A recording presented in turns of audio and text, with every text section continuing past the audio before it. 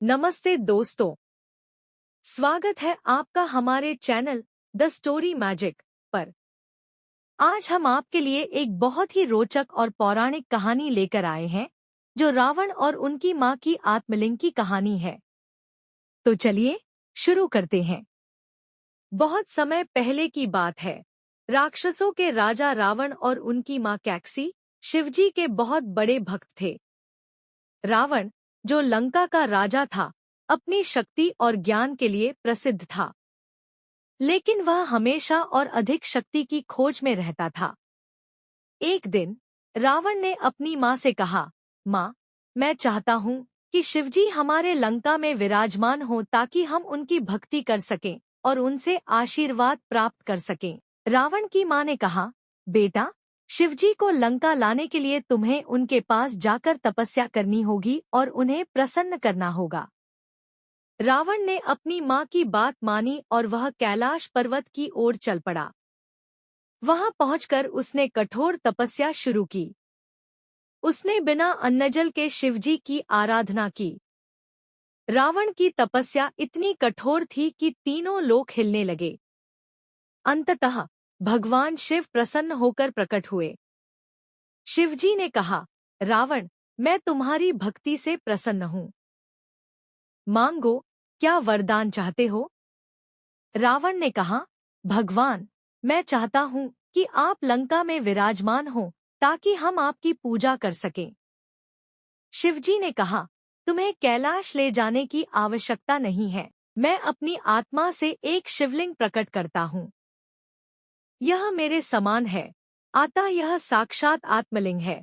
भगवान शिव ने स्वयं अपने हाथ से आत्मलिंग रावण को दिया और कहा, इसे लंका पहुंचने से पहले कहीं और मत रखना, वरना यह जहां भी रख दोगे वहीं हमेशा के लिए स्थापित हो जाएगा।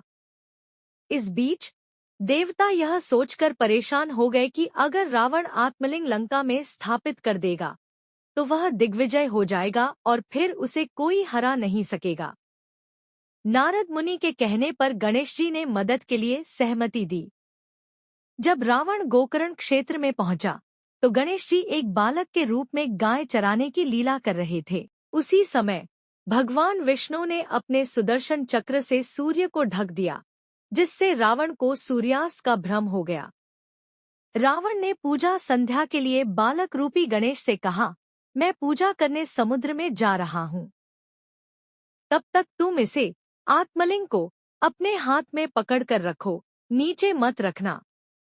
गणेश जी ने आत्मलिंग ले लिया और कहा, मैं छोटा बालक हूँ, ज्यादा देर तक इसे नहीं उठा पाऊंगा। मैं 3 बार तुम्हें पुकारूंगा। अगर तुम नहीं आए तो इसे नीचे रख दूंगा। रावण मान गया और पूजा करने समुद्र की ओर चला गया। जैसे ही रावण ने समुद्र में पूजा शुरू की, गणेश जी ने अपनी लीला शुरू कर दी। उन्होंने जल्दी जल्दी 3 बार रावण को पुकारा और आत्मलिंग को नीचे रखने लगे। रावण ने उन्हें वहीं से रोकने का प्रयास किया, लेकिन तब तक गणेश जी ने आत्मलिंग को जमीन पर रख दिया था। रावण क्रोध में आकर बालक रूपी गणेश जी को पकड़कर उनके सिर पर चोट मारता है, जिससे गणेश जी के सिर में खड्डा हो गया। इसके बाद रावण ने अपनी पूरी शक्ति लगाकर आत्मलिंग को उठाने की कोशिश की, लेकिन वह सफल नहीं हो पाया। उसने उसे उखाड़ने की कोशिश की, लेकिन शिवलिंग का आकार गाय के कान जैसा हो गया, इसलिए उस स्थान का नाम गोकर्ण पड़ा। निष्कर्ष, इस घटना के बाद रावण ने वहां एक भव्य मंदिर का निर्माण करवाया और उस आत्मलिंग को महाबल नाम दिया, इसलिए उसे गोकर्ण महाबलेश्वर कहते हैं। रावण और उनकी मां ने मिलकर वहां शिवजी की भक्ति और आराधना की। इस प्रकार रावण और उनकी मां ने अपनी भक्ति और श्रद्धा से भगवान शिव को प्रसन्न किया और उनका आशीर्वाद प्राप्त किया। यह भी कहा जाता है कि इस शिवलिंग की पूजा करने से भक्तों को अनंत सुख, समृद्धि और शांति प्राप्त होती है।